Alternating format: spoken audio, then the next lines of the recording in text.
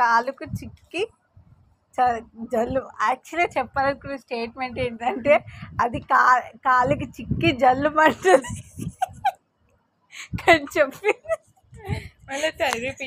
చెప్పు ఒకసారి. తాను చిక్కి చర్రమంటుంది.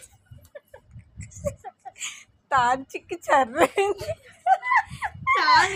దాని చిక్కి చర్రమన్నది. నువ్వు దాన్ని అని అస్సలు అనలే. నేను స్పీడ్ గానే నత్తి తాంచుకి చెర్రైన నత్తి ముఖం నీది. కొత్త పదం నేర్చుకున్నది గైస్. తాంచుకి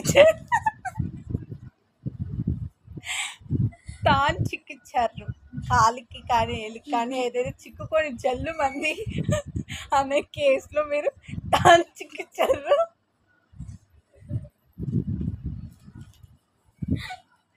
తాంచుకి చర్రు అనాలి గైస్. దాని చిక్కి చర్రం. దానికి చిక్కి చర్రం అంటది.